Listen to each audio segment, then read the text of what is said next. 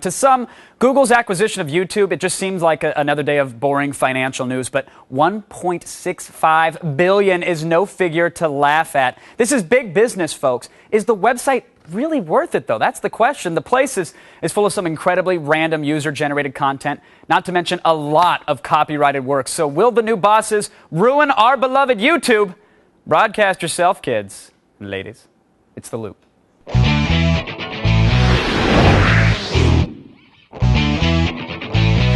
Joining us tonight from San Francisco, contributor to CNET, Mollywood is back for more punishment, and from New York, blogger for Google Watch, Steve Bryant joins us. Welcome to The Loop, everybody.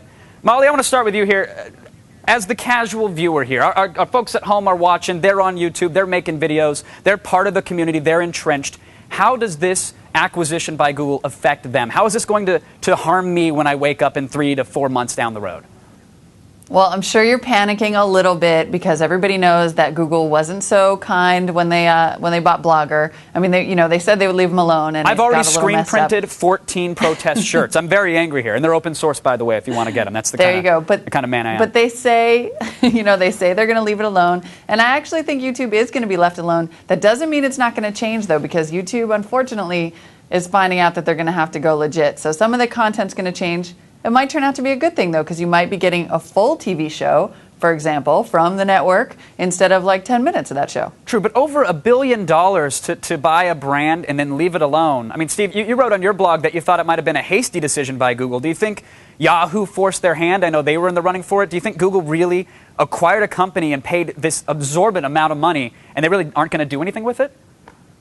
Yeah, no, they'll do something with it eventually. It'll be months down the road. I mean, as much on the conference call was said, and they really don't have any idea as of yet what the first priority for them as far as changes go. I think that it was either Steve Chen or Chad Hurley who was like, we really don't know what we're going to do first. We're going to hang out, start a company softball team, and maybe make some movies. We're going to go a few interviews. Yeah. Molly, what do you think? I mean, Google here. We're talking about Google. Would they really buy a company without having a grand master plan, especially spending billions of dollars?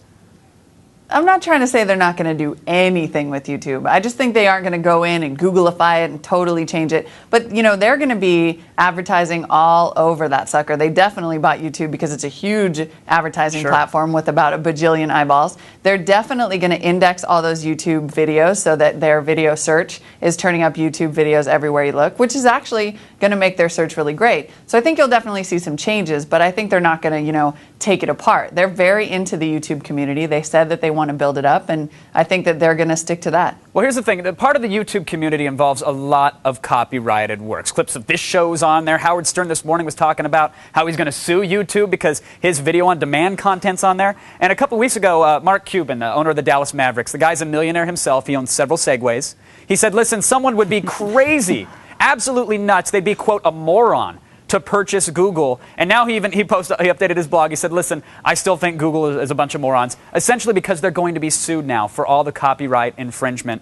I mean, Steve, do you think this is going to happen? Is this the end of Asian guys singing NSYNC songs or a bunch of colored co-eds dancing to Shakira? Because that's why I go to YouTube.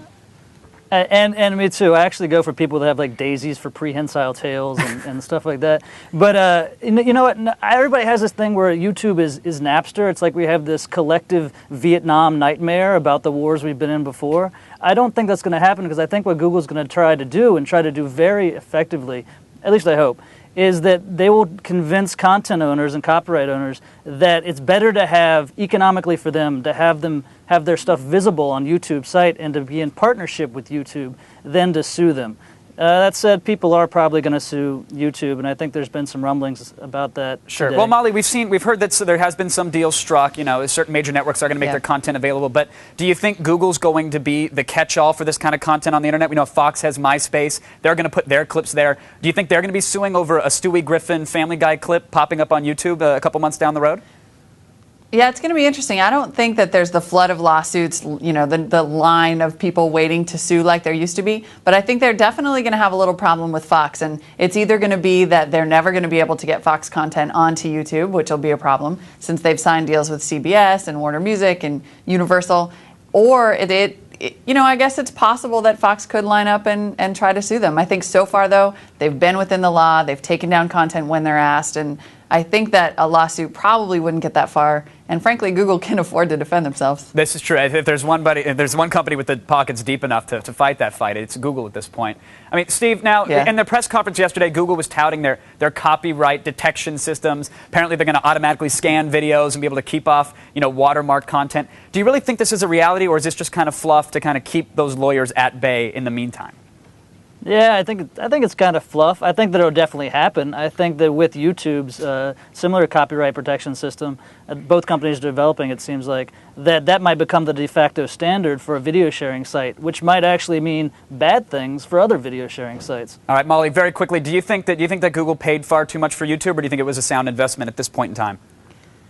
I think looking at the way that it's changed online video, and it'll probably change the way we watch television and how many people they can advertise to, I think it's not too much money. All right, there you go. It's obvious to some, $1.65 billion apparently isn't too much to pay for the place where the cool kids hang out. However, if anyone could figure this out and make it work for everyone, I got to say, personally, I think it's probably Google. So stay tuned, everybody. Thanks to Steve and Molly for keeping us in the loop.